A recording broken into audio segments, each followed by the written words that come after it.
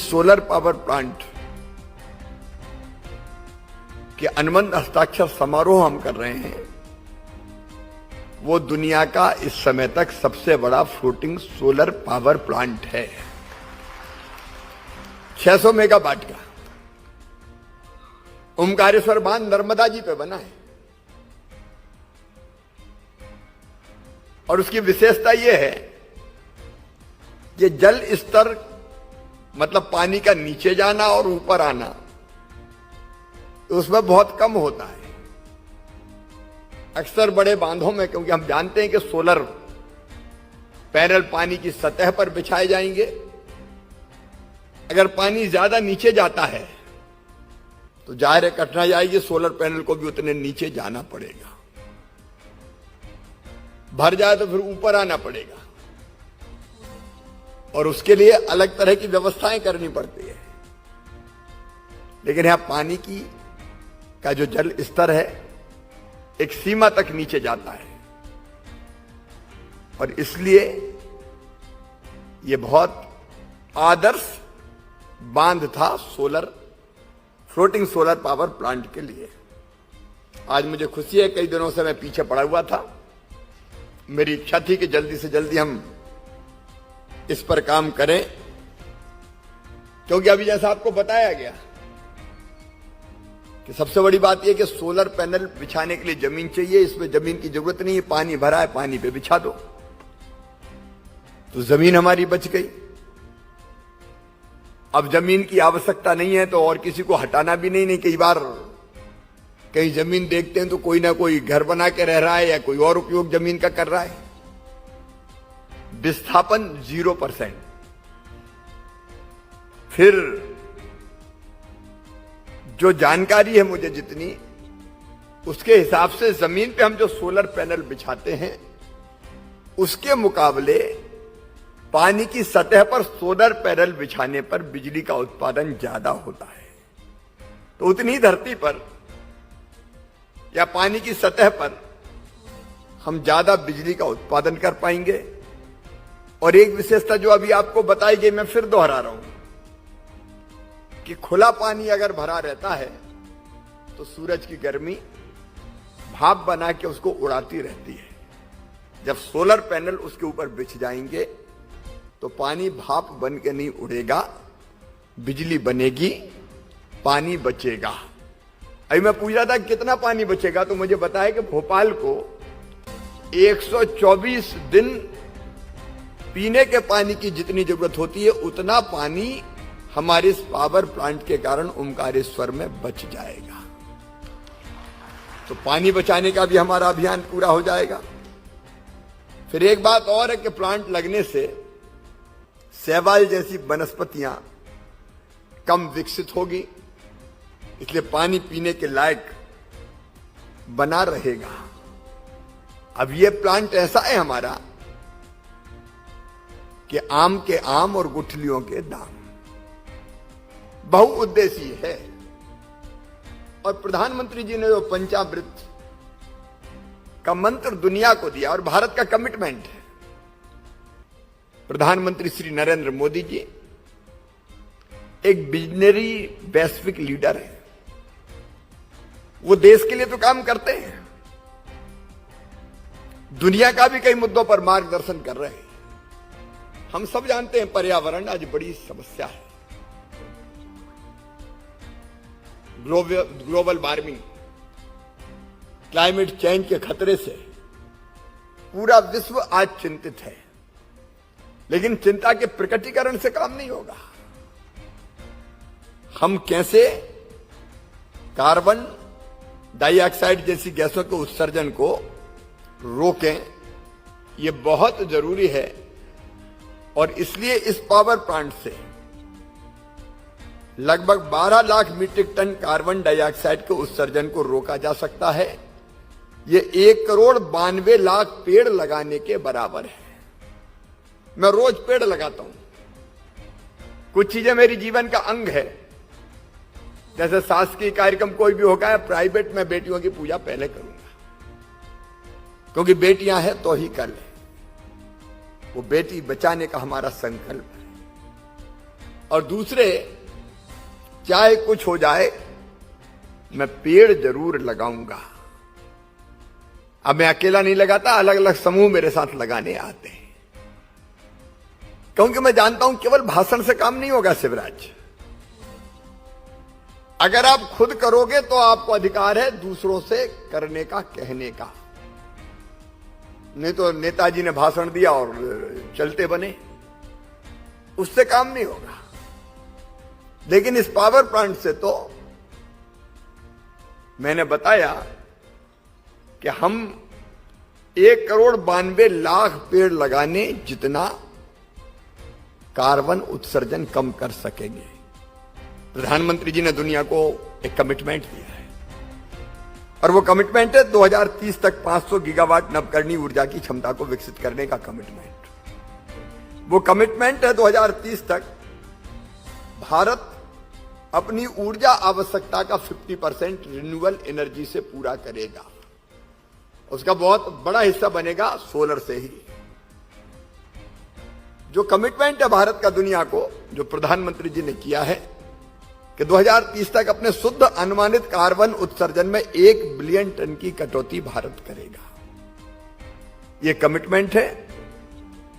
2030 तक भारत अपनी अर्थव्यवस्था की कार्बन उत्सर्जन में 45% से अधिक की कमी लाएगा। यह कमिटमेंट है।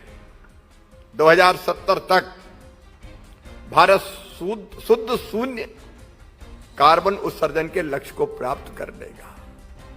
अब ये भारत का कमिटमेंट है। अब भारत के कमिटमेंट को पूरा करना यह हमारा कर्तव्य है, हमारे देश का कमिटमेंट है। और उसमें मध्य प्रदेश किसी भी कीमत पर पीछे नहीं रहेगा। हम प्रधानमंत्री जी के कमिटमेंट को, देश के कमिटमेंट को पूरा करने में जी जान लगा देंगे, और उसी दृष्टि से हम लोग काम कर रहे हैं। 2012 में हमारी क्षमता थी केवल 500 मेगावाट से कम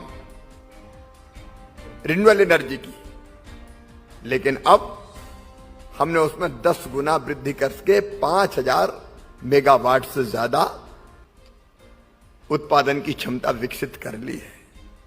5400 मेगावाट हो गई है इस समय, और हम लगातार काम कर रहे हैं।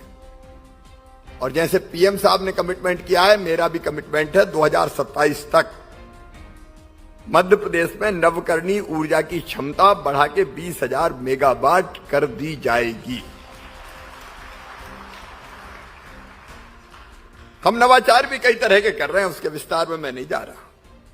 आप जानते हैं कि जब रीवा में हमारा सोलर पावर प्लांट लगा था, तब देश में दरें होती थी प्रति यूनिट, जो टैरिफ थी ₹4.50।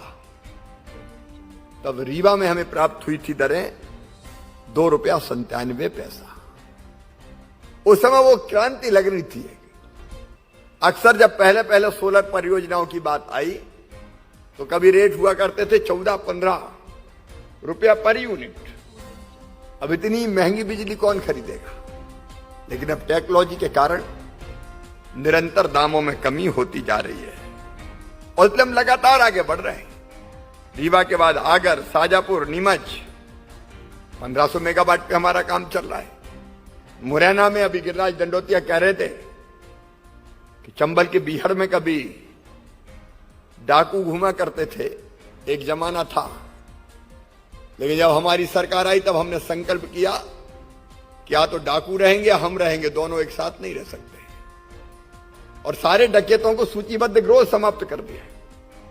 अब चंबल के बीड़ों में तो अटल प्रोग्रेस वे बन रहा है, शानदार राष्ट्रीय राजमार्ग। हमारे पास जमीन है वहां बहुत। अब हम उस जमीन का, चंबल के बीहड़ों की जमीन का उपयोग हम सोलर पावर प्लांट के लिए भी करना चाहते हैं। मैंने निर्देश दिया है हम ऐसी नीति बनाएं कि बहुत सस्ती जमीन निवेशक को वहां मिल जाए। मैंने कहा है अभी इसको वर्कआउट हम कर रहे हैं। हम धरती खाली क्यों छोड़ें? वहां सोलर पैनल बनाएंगे, बिजली भी पैदा करेंगे, रोजगार के नए अवसर भी पैदा करेंगे। बाकी भी उद्योगों को लाने का हमारा वहां अभियान चल रहा है। छतरपुर हो, मुरैना हो, और केवल वही नहीं, मैंने कहा कि ये छोटे छोटे सोलर पावर प्लांट, अब कुसुम ए, कुसुम बी, कुसुम सी विस्तार में मैं नहीं जा रहा, हमारे किसान आगे आ रहे हैं। प्रधानमंत्री जी ने एक बात और कही थी, अन्नदाता ऊर्जादाता बने। हमारे यहां कई किसानों ने 2 मेगावाट के अपने खेत या बाकी कोई जमीन पे सोलर प्लांट लगाने का फैसला किया है, और कुछ तो लगाने के कगार पर पहुंच गए।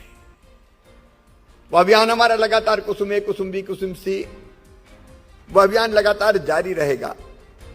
लेकिन उसके साथ साथ हमने यह भी तय किया है, अब मैंने निर्देश दिए जितने सरकारी दफ्तर है सबकी छतों पर सोलर पैनल बिछनी चाहिए। हम घरों पर सोलर पैनल को प्रमोट करने का काम कर रहे हैं। मध्य प्रदेश अभी हार्ट ऑफ इंडिया के नाम से जाना जाता है। मेरा सपना है मध्य प्रदेश को लंग्स ऑफ इंडिया बना दूं, और इसलिए हमने नई रिन्यूएबल एनर्जी की नीति अभी 2 अगस्त 22 को ही कैबिनेट की बैठक में, आज 4 है 2 तारीख को ही हमने उसको स्वीकृति दी है।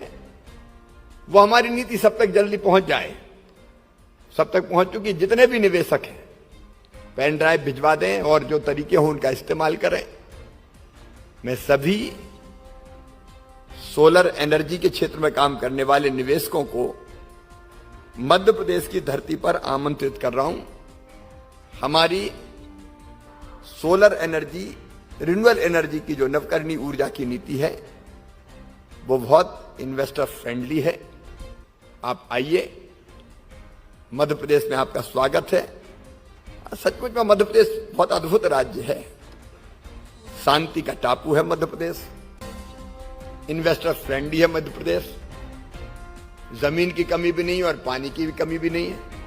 अभी मैं यही कह रहा था संजय से कि अब तो टेक्नोलॉजी ऐसी आएगी कि जहां ऊपर नीचे भी पानी ज्यादा होता है वहां भी लगा दे। अब आपको पता है मध्य प्रदेश में हमने बांधों की श्रृंखला बना दी है।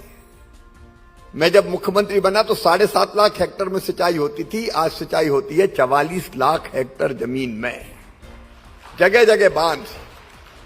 अब जब पानी भरा है हम कोशिश करेंगे कैसे सोलर पावर प्लांट लग सके। हर स्तर पर हम लोग काम करेंगे, और यह काम केवल ऊर्जा प्राप्त करने का नहीं है, यह धरती बचाने का भी काम है। ये आने वाली पीढ़ियों के लिए सुरक्षित धरती छोड़ने का भी अभियान है। हम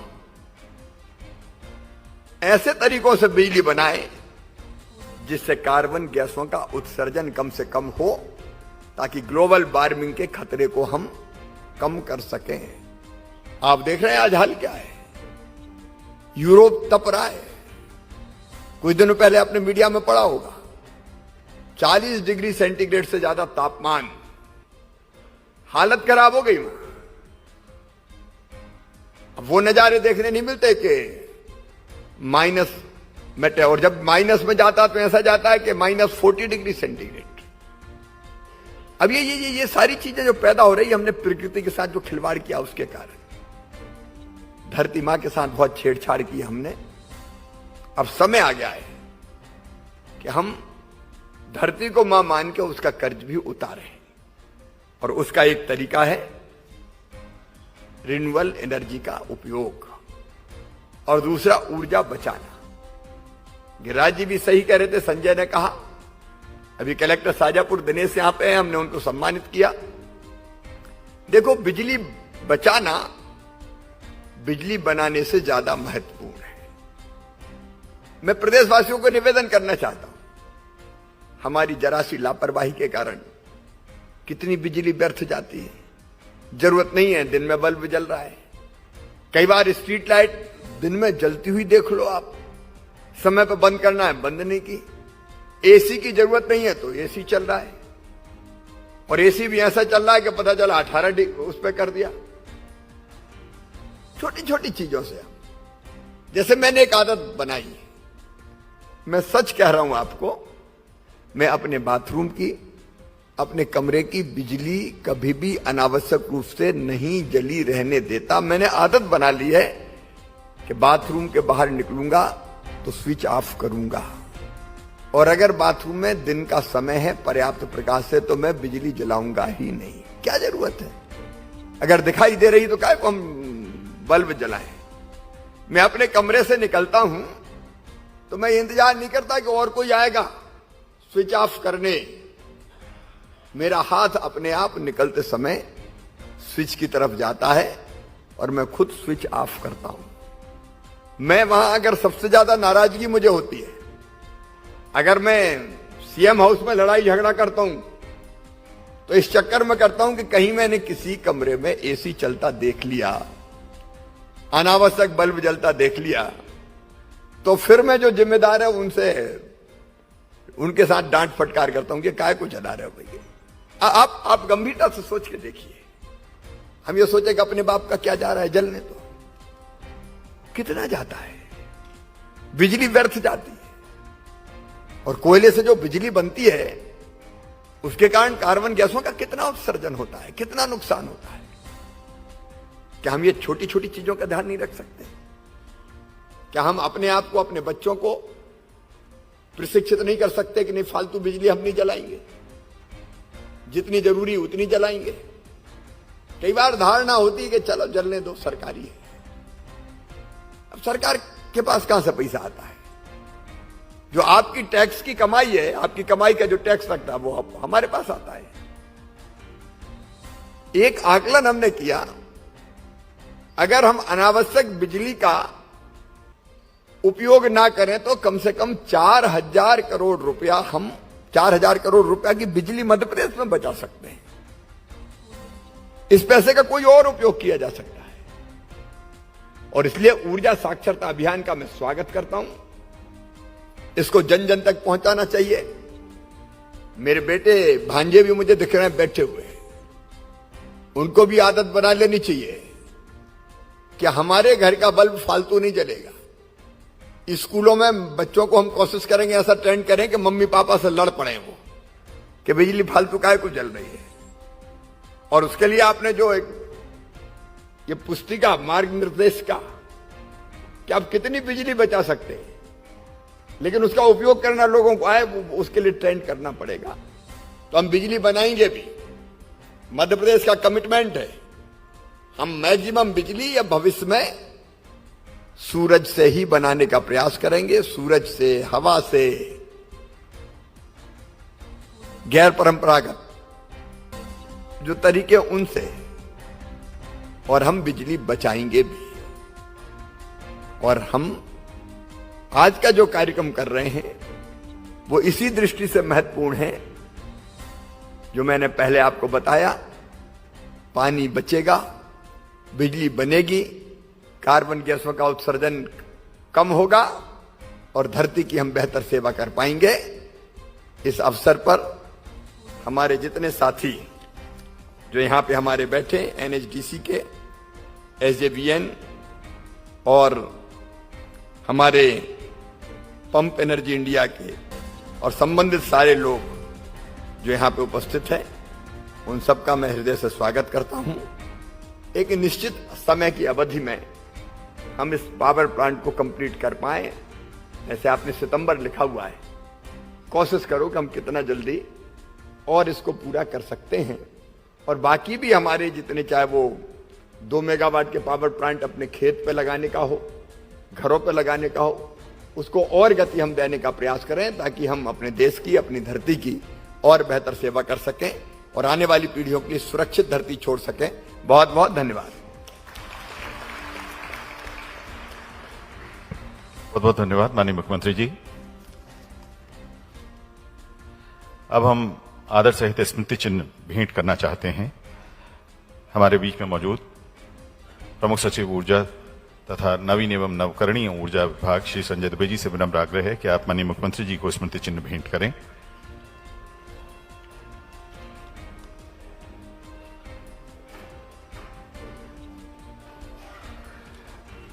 आदरणीय कर्मवीर शर्मा जी, प्रबंध निदेशक MPUVNL तथा CEO रम्स से विनम्र आग्रह कि आप आदरणीय गिरिराज दंडोतिया जी को स्मृति चिन्ह भेंट करें। उसके बाद आदरणीय श्री श्रीकांत देशमुख जी से विनम्र आग्रह है कि आप माननीय विधायक मानधाता श्री नारायण पटेल जी को स्मृति चिन्ह भेंट करें। श्री अवनीश शुक्ल, कार्यपालन अभियंता रम्स से विनम्र आग्रह है कि आप आदरणीय श्री पिनाकी भट्टाचार्य जी को स्मृति चिन्ह भेंट करें। श्री श्रीकांत देशमुख जी से एक बार पुनः विनम्र आग्रह है कि आप आदरणीय श्री विजय कुमार सिन्हा जी को स्मृति चिन्ह भेंट करें। श्री सुरेंद्र वाजपेयी जी से विनम्र आग्रह है कि आप श्री NL शर्मा जी को स्मृति चिन्ह भेंट करें और श्री अजय शुक्ला जी, कार्यपालन अभियंता आयुक्त कार्यालय से विनम्र आग्रह है कि आप श्री प्रदीप कुमार दास जी को स्मृति चिन्ह भेंट करें।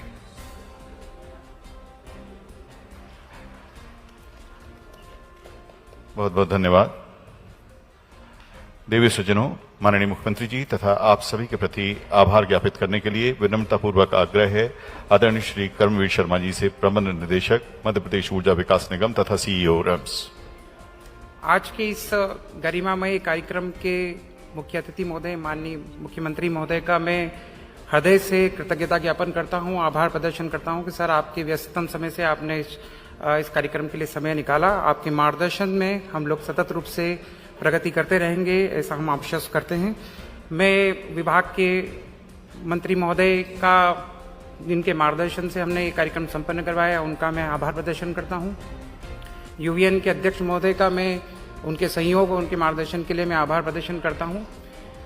सभी विभाषक महोदय जिन्होंने इस परियोजना में अपना सहभागिता दी, आपके सहयोग से ये परियोजना समय में पूर्ण होगी और इस कार्यक्रम में आप आधार, इसके लिए मैं आपका हृदय से आभार प्रदर्शन करता हूं।